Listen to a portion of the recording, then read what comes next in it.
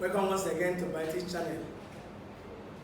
This is the forum where we, the members of African Center for Bioethics Research and Training, brainstorm on certain particular issues that affect humanity and society. We continue to examine some of these issues to see how they can be addressed. There's our solution from different perspectives, from cultural, legal, psychological, religious, philosophical perspectives. So we're going to be looking at the issue of Hippocratic Oath for physicians.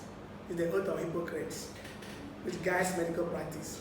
We want to see how this oath came about. Is it still practiced today?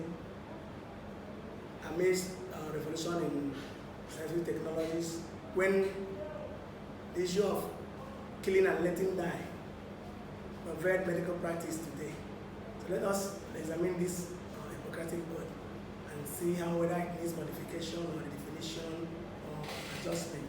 So I hand over to Dr. Tolo to give us what is in the bulletin. The translation of the oath goes, I swear by Apollo the physician, and Esculapius, and health, and all heal, and all the gods and goddesses, that according to my ability and judgment, I will keep this oath and this stipulation to reckon him who taught me this art equally dear to me as my parents, to share my substance with him and relieve his necessities if required, to look upon his offspring in the same footing as my own brothers, and to teach them this art if they shall wish to learn it without fee or stipulation, and that by precede, lecture, and every other mode of instruction, I will impart a knowledge of the art to my own sons and those of my teachers, and to disciples bound by a stipulation of oath according to the law of medicine, but to none others.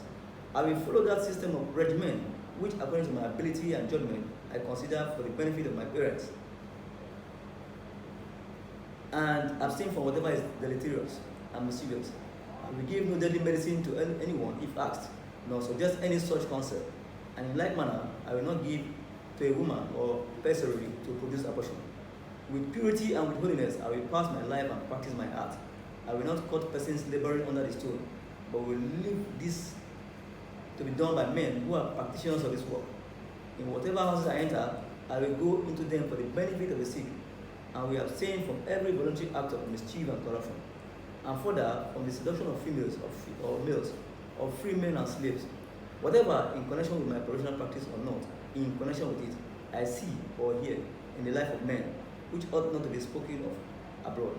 I will not divulge as reckoning that all such should be kept secret. While I continue to keep this oath unviolated, may it be granted to me to enjoy life and the practice of the art, respected by all men in all times. But should I trespass and violate this oath, may the reverse be my lot. So this is the oath for physicians. When they normally take, even at graduation, medical students take this oath. It's a copy of that Hippocratic Oath. From what you just read out, I see the issue of going there for the benefit of the sick. Confusion of confidentiality. Yeah.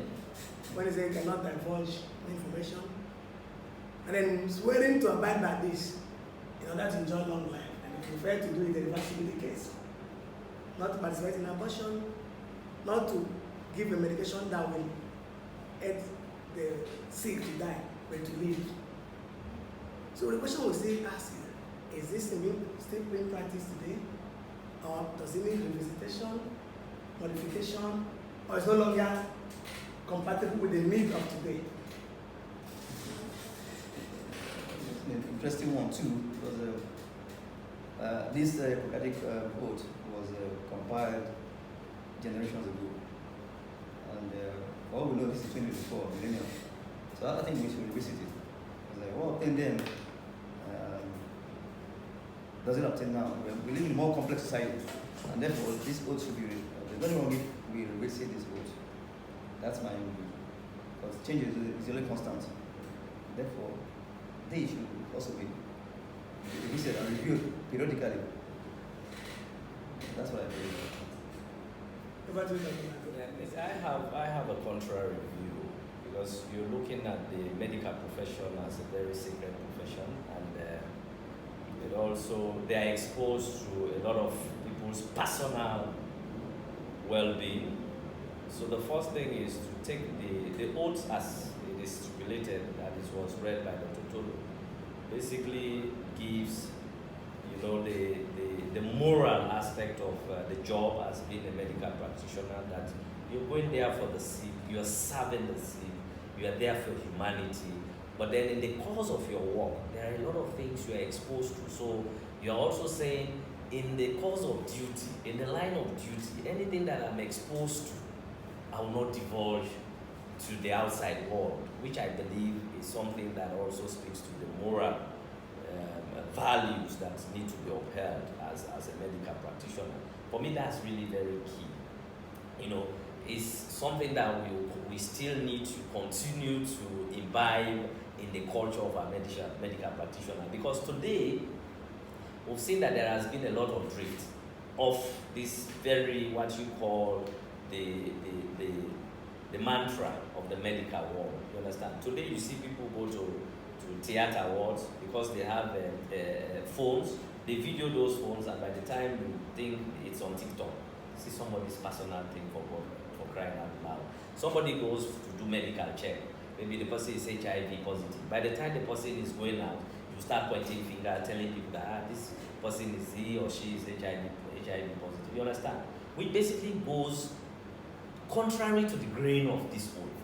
And I think looking at the role they play, medical practitioners, I think this oath is still alive today as it was yesterday.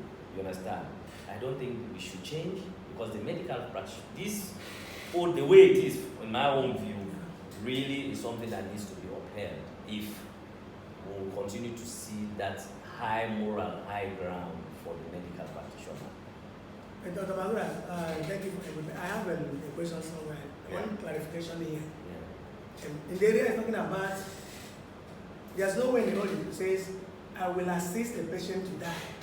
When it says to assist to live, in whatever house I enter as a physician, it's for the benefit of the sick. But today, medical practice has gone to the level that there's medical assistance in that, there's euthanasia, there's abortion. So today, the physician who took an oath to assist the sick to live, not to die, is now assisting to die, to accelerate the process of dying, and then to kill as an act of mercy. So I'm going to insert this into the earth, that's a modification, or how does it for me, cover this new practice? It's implicit, but if you read, you know, there is a catchphrase there. You say, to assist the sick. To assist the sick. That's an ambiguous statement. Mercy killing is assisting the sick. To live or to die. No, the thing doesn't say to live or die. You understand? The statement says, I'm assisting the sick.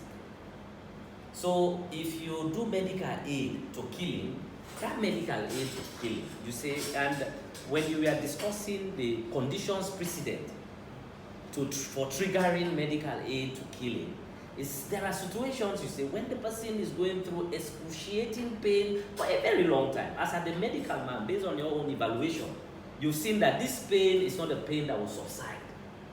You understand? It will continue with this person till the end. Based on your expertise, you are now assisting that patient to die. You understand? It's still assistance. Okay, when we bring the issue of abortion, to bring this to the issue of abortion, does it fit in?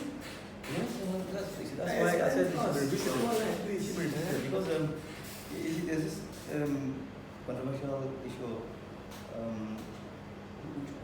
Is it? Do you have to say the biggest life or the mother's life during the spirit's medical? Because that's a therapeutic abortion. Yes. So what do you do in such a doctor? What do you do? It's a medical abortion. But under therapeutic abortion, is it that it means to save the life of the mother? You carry the But when there's no therapeutic issue, just a pregnant lady, young lady, just because of her profession or so, doesn't want to have a baby. Abortion is when it's under therapeutic argument, abortion could be allowed. But when there is no therapeutic issue, the mother's life is not in danger, but the woman still wants to terminate that pregnancy. In other words, to kill the growing child. Does it agree with the provisions of this oath? The oath says, you've talked about therapeutic abortion. When the woman is in a state of vulnerability, to save the life, say okay. The essence of a fetus, the question for me is, when do we define a fetus as life?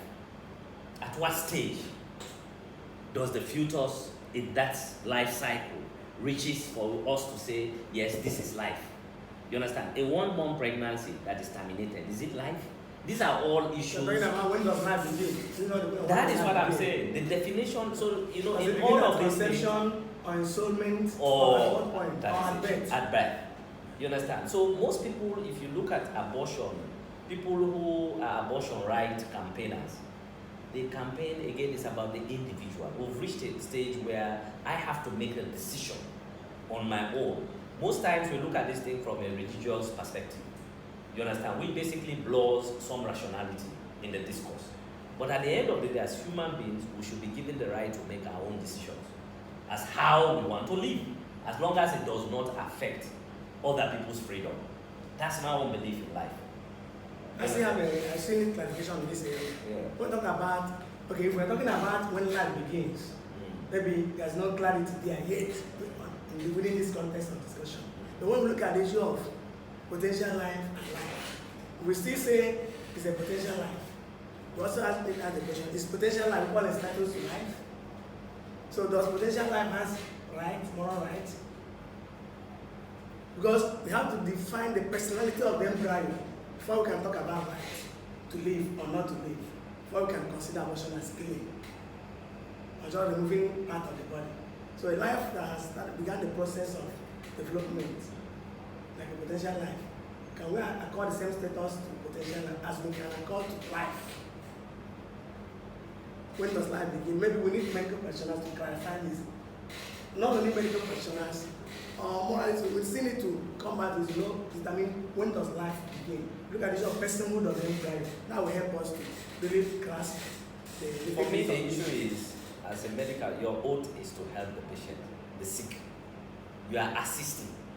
For example, a woman that is being raped, and in the process of rape, there is a pregnancy.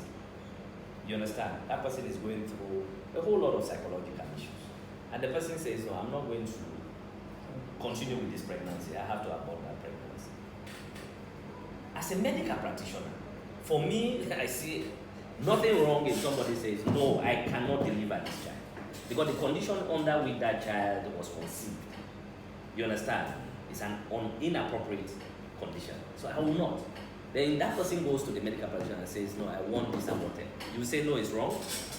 You don't know what is assistance. Assistance is generic. So the question now is... that case. The case in America, the most case was a weird issue of abortion that the Supreme Court upturned. Yeah. Now, creating controversy between pro-life and pro-choice. So that is why you have this big debate between pro-life. But for me, my catchphrase there is assistance. You understand? So it can be that way. Yes, it can be. When you say assistance, if I am in pain, for example, people you go through amputation, you have cancer on this toe, and then they say, okay, if we allow this millennium to continue, it will engulf the entire body, and they say, okay, let's amputate the toe. The medical man will advise you that, Dr. Todo, we need to take off this toe so that the cancer cannot spread to other parts of the body. He's assisting you. But at the end of the day, he's also, you are losing a part of you. So for me, I look at it in the same realm. You understand? That pregnancy is a part of you. It is possible that a part of you is also harmful to you, which is what you said initially. But I have to make the choice whether I want it or not. And that's the world we are living now. People say, I don't want a child. And they overturn their womb. When the controversy continues, I don't know about the law, pro-life and pro-choice. Pro-life will still tell you that potential life is equal in status to life, and the fellow has that sacrality. Pro-choice will say you are free to choose. It's part of my body, my right. We cannot really come to a conclusion. No, it's not. Unless we want to reconcile pro-choice with pro-life.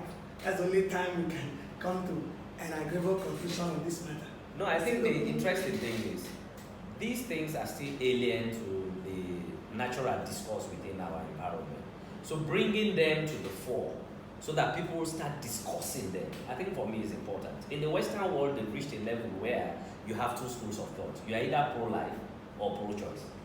People have made their own choice. I am pro-life and I will stay pro-life. People say I'm pro-choice and they go with their choice. You understand? Up to today in America, it comes even within electoral debates, where some candidates will tell you I'm pro-life, I'm pro-this. You understand? But that is how the discourse. And I think Africa, we also need to imbibe this culture of opening a conversation on these critical issues. And they will always become controversial, like any other topic of discourse. And then that will also come from openness to reality.